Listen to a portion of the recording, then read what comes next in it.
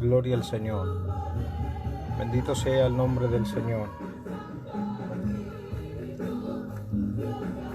Estaba esta tarde haciendo algunos apuntes en referencia al Espíritu Santo y haciendo algunas anotaciones.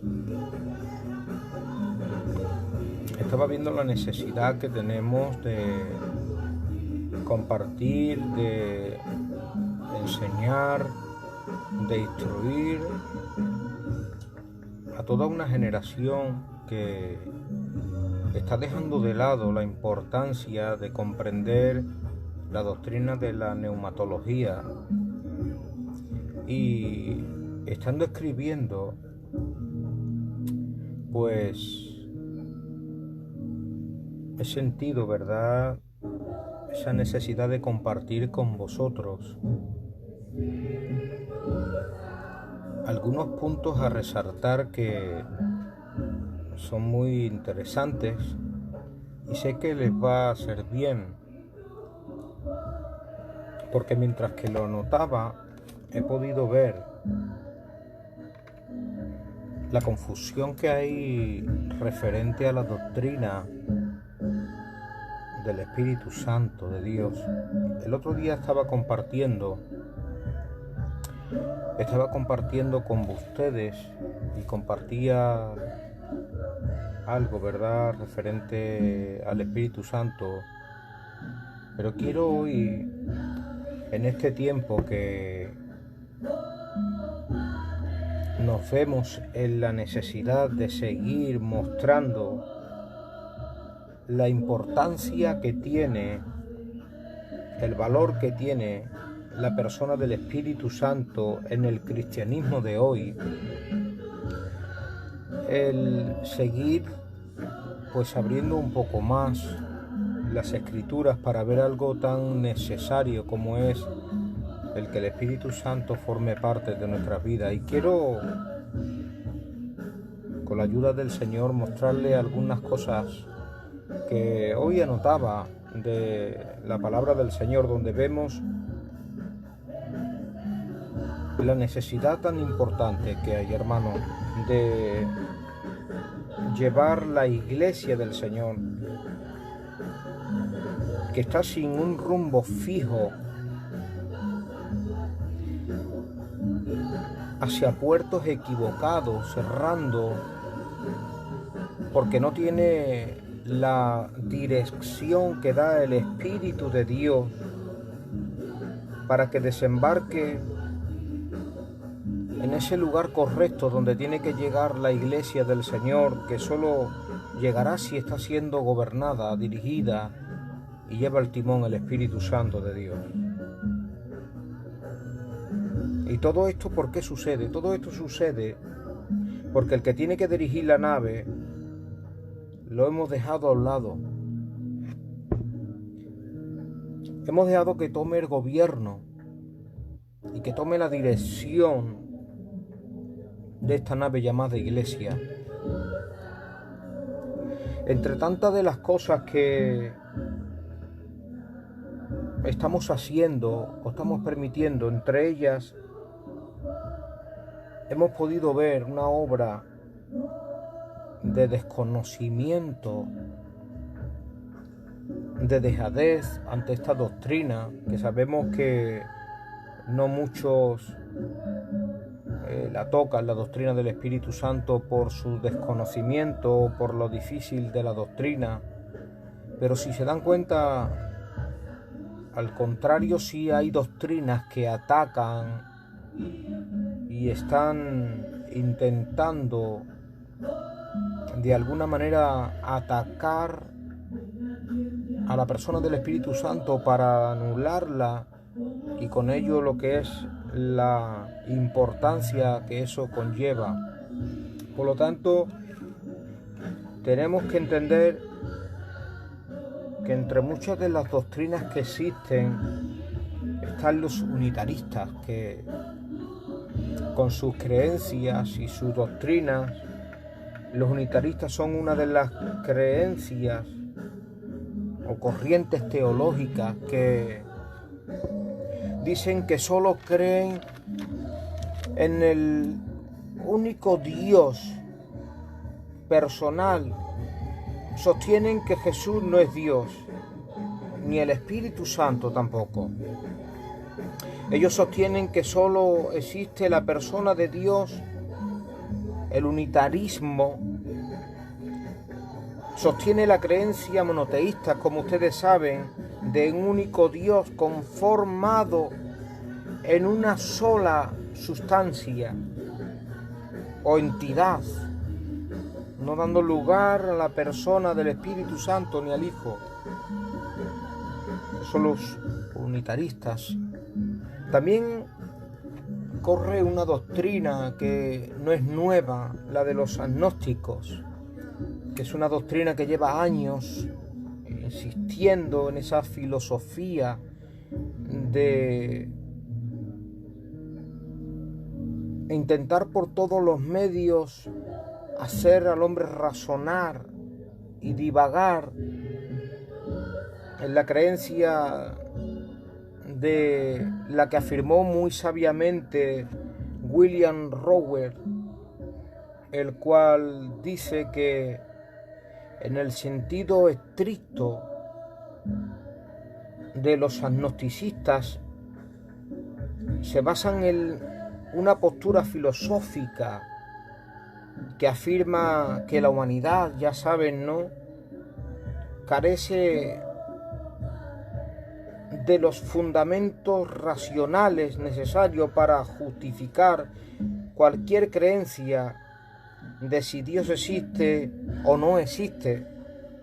Según nos dice Rower, este filósofo es un agnóstico, aquel que ni cree ni deja de creer, o cree o no cree, le da igual. Así, hermanos míos, una larga lista de creencias, de credos, de normas y de postulaciones que se han levantado a lo largo de las generaciones para desplazar la persona del Espíritu Santo y la de Cristo también.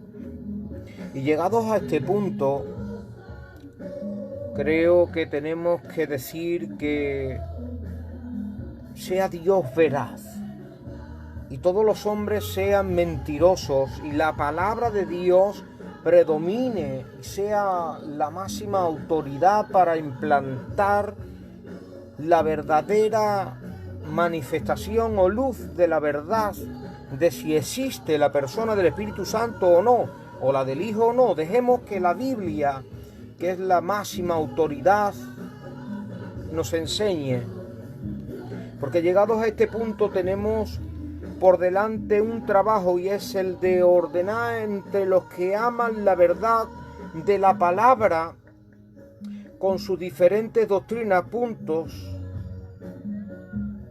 que cada uno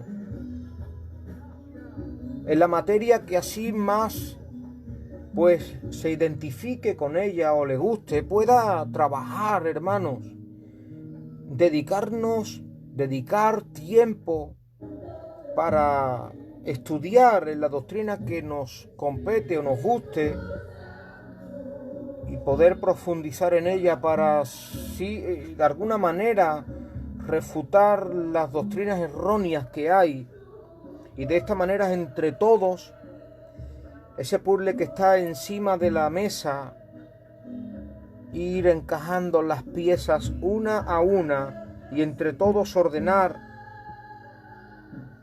este precioso puzzle de las doctrinas de la palabra de Dios para poder crear entre todos de una forma armoniosa un camino para que los que tuercen la verdad de la palabra puedan distinguir entre la luz, entre la tiniebla, entre la verdad, entre la mentira, y sean refutadas con la verdad, como decía antes, de la palabra de Dios.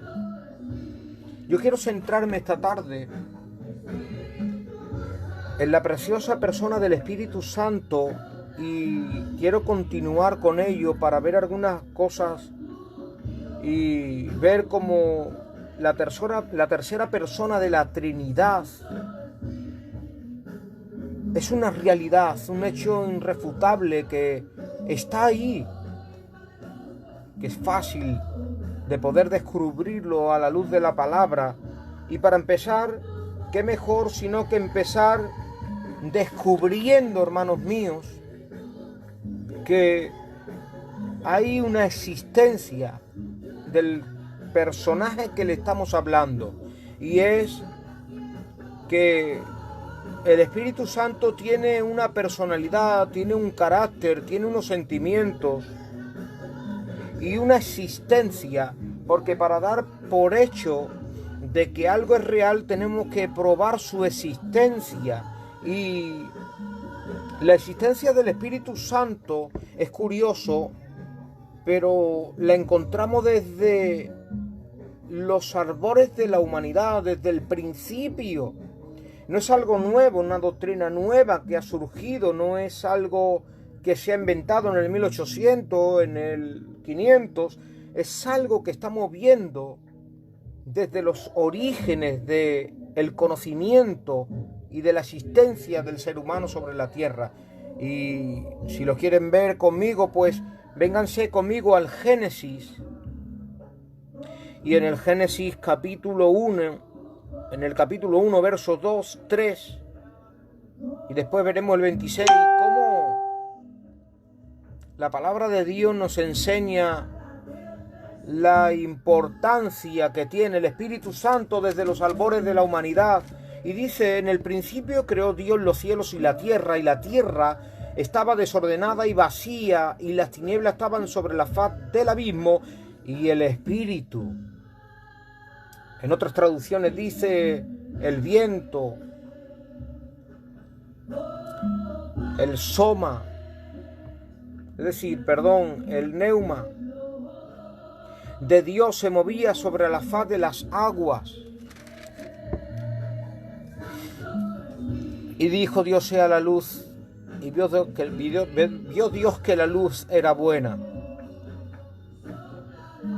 Y meditando en esto, si observamos bien, estamos viendo, y es curioso, pero encontramos desde los mismos comienzos, desde el Génesis 1, a la Trinidad, trabajando al unísono, y al Padre lo vemos en primera mención, al Espíritu Santo, y cómo no al Hijo, en la manifestación del verbo, de la palabra, como nos dice Juan, ¿verdad? En el principio era el verbo, y el verbo era con Dios, y el verbo era Dios. Y negar la existencia del Espíritu Santo es imposible, por la claridad y contundencia que encontramos en el texto, en el Génesis, cuando dice: y el Espíritu de Dios, en el verso 2, se movía sobre la faz de las aguas, para dar comienzo a la creación en conjunto con el Padre y el Hijo de todo lo que hoy existe. Y claro, ¿cómo podíamos enseñar? Dense cuenta que es difícil de creer en el Espíritu Santo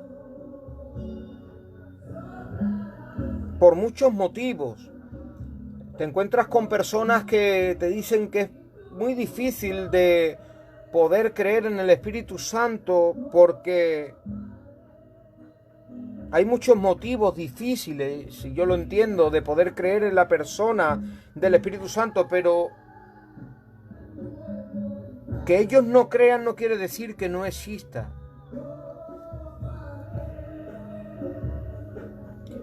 Incluso, hermanos míos, hay muchos creyentes, muchos cristianos que les representa creer en el Espíritu Santo difícil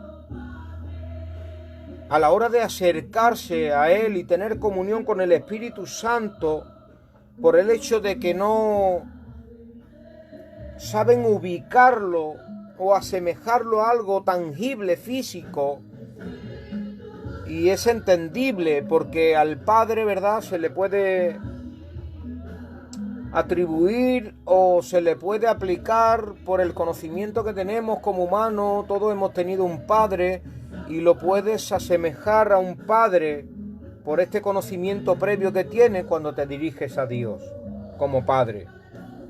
Cuando hablamos del Hijo, pues bueno, pues también lo asimilamos como un hijo, un hermano, un pariente cercano, y le ponemos también, ¿verdad?, hasta una imagen representativa. Pero cuando hablamos del Espíritu Santo nos encontramos con un problema, y es que la comprensión del ser humano no está preparada para entender algo que no le puede poner una imagen. Pues el hombre entiende o comprende aquello que puede compararlo a algo o le hace una semejanza a algo que conoce.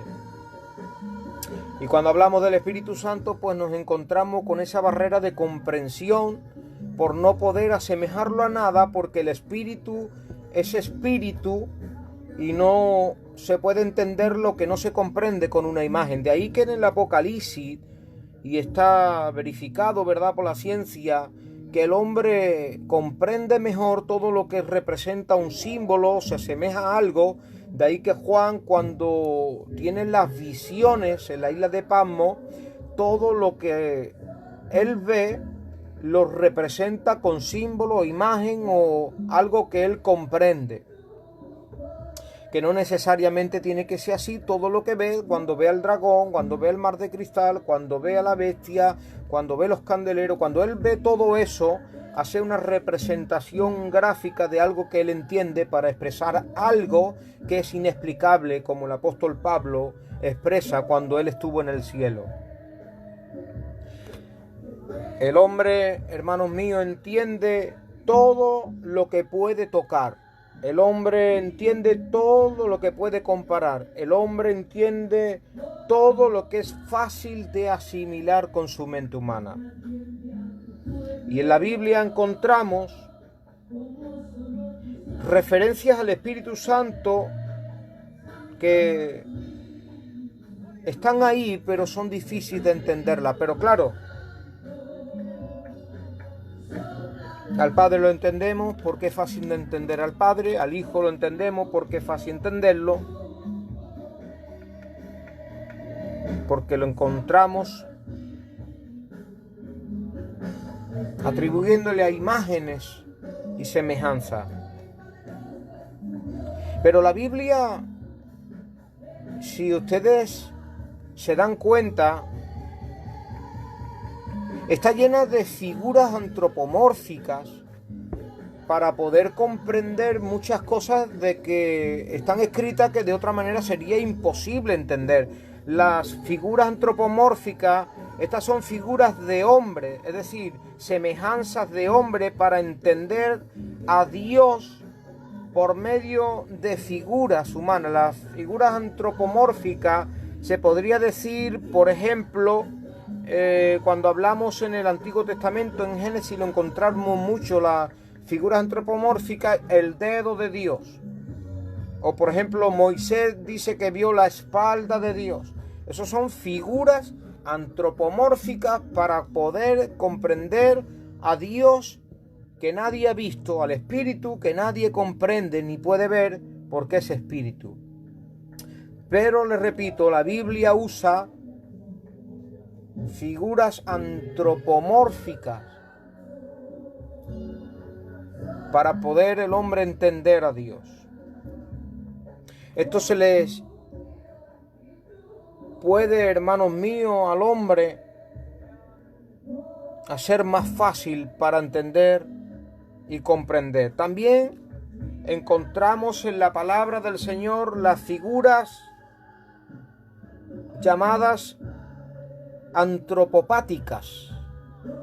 Las figuras antropopáticas son también otras figuras que se utilizan en la Biblia para poder comprender otra área de Dios que sería imposible de entender si no estuviesen estas figuras antropopáticas. Las figuras antropopáticas son las que atribuimos a Dios con sentimientos humanos, para poder entender que Dios se manifiesta también con estas figuras, como son las antropomórficas y las antropopáticas. Las figuras antropopáticas podrían ser aquellas que dicen "y Dios se airó". Es un sentimiento humano, pero que lo atribuimos a Dios para poder entenderlo. Dios se airó. Es un sentimiento humano que le atribuimos a Dios para entenderlo. Esto lo encontramos mucho en el Génesis. Los sentimientos que se le atribuyen a Dios para poder entender estas figuras. Y de esta manera, así poder entender, ¿verdad?, cómo un Dios incomprensible se manifiesta a seres finitos. Y así sucesivamente vemos la manifestación de Dios para poder hacer que el hombre entienda lo incomprensible de Dios. ¿Por qué, hermanos míos? Porque esta es la manera que tenemos el hombre de poder comprender la naturaleza de Dios y adaptarla a nosotros. Estos sentimientos humanos, estas manifestaciones humanas, ¿verdad?, de parte de Dios, como también podría ser la teofonía, que ya saben ustedes, donde vemos las epifanías de Dios también en figuras de Cristo representadas en el Antiguo Testamento, y muchas más, donde vemos, ¿verdad?, que Dios se manifiesta para que el hombre pueda entenderlo. Pero de ahí entendemos que Dios es espíritu y se le puede conocer, pero es muy difícil entender a Dios en su plena revelación. Y de ahí es que muchos tuercen, hermanos míos, y ahí es cuando surge el problema de poder conocer a Dios por medio de nuestra capacidad, pues Dios es espíritu. Y de ahí que muchos tuercen, como le estoy diciendo, la revelación en la palabra de Dios del Espíritu Santo, por no poder atribuirle sentimientos antropopáticos y antropomórficos, porque no lo pueden asemejar ni comparar a nada físico para entenderlo. Pero de ahí, hermanos míos, tenemos que partir para entender la revelación de la persona del Espíritu Santo por fe, sabiendo que Él existe como persona y que forma parte de la Trinidad, que la podemos ver en su propio nombre del hebreo Elohim, que habla de una Trinidad. Elohim forma parte de una pluralidad y no de una unidad, como vemos en el verso 26 de Génesis, en el capítulo 1, cuando dijo Dios, hagamos, hablando de una pluralidad, es decir, de una Trinidad o de una entidad, de un Dios creador que se manifiesta para decir, somos varios los que estamos haciendo esta obra. Y ahí podemos ver cómo Dios se quiere ya dar destellos de una manifestación trinitaria. Pero claro, el hombre, todo lo que no puede entender, ver, tocar o asemejar a algo, intenta por todos los medios, si no lo puede comparar a nada, anularlo por su incomprensión. Y al no poder el hombre comparar al Espíritu Santo a nada comprensible, sencillamente lo anula o lo quita de su comprensión para poder darle el lugar que le pertenece. De ahí que al Espíritu Santo, a lo largo de toda la palabra de Dios, a lo largo de la Biblia, hemos visto que la Biblia, para que el hombre pueda entender que el Espíritu Santo es Dios, es una persona, forma parte de la Trinidad, se le compara a muchas cosas, se le asemeja a muchas cosas, entre ellas, ya saben, al fuego, al agua, al viento, a la paloma, al aceite, al defensor, al abogado, al paracletos, al amigo intercesor que ora por nosotros, gime por nosotros, nos ayuda. Y de esta manera la Biblia nos quiere enseñar, dándonos a entender por estas luces, que el Espíritu de Dios tiene una importancia muy relevante en la vida del cristiano, en la vida de la iglesia, en la historia de la humanidad. Y si Dios lo permite, otro día trataremos los símbolos del Espíritu Santo, para que así, de esta manera, como les he dicho, todo lo que el hombre puede entender, puede asemejar, puede tocar, puede comprender, le puede dar una credibilidad en su conciencia. Por lo tanto, si Dios lo permite, trataremos en estos días la importancia del Espíritu Santo como fuego, como agua, como viento, como aceite, para poder tener una representación en estas figuras del Espíritu Santo en nuestra vida y así hacerlo más comprensible. Espero que en estos 15, 20 minutos que hemos estado compartiendo algo sobre la importancia de la existencia del Espíritu Santo, que hemos dejado claro en la creación, en el Elohim, en el Hagamos, que haya quedado claro la existencia del Espíritu Santo, para así poder dejarle que Él forme parte de nuestras vidas. Quiero recomendarles un libro muy precioso, muy profundo, muy hermoso, de Juan Bunyan, el autor del Peregrino, un libro muy conocido, Cómo orar en el Espíritu.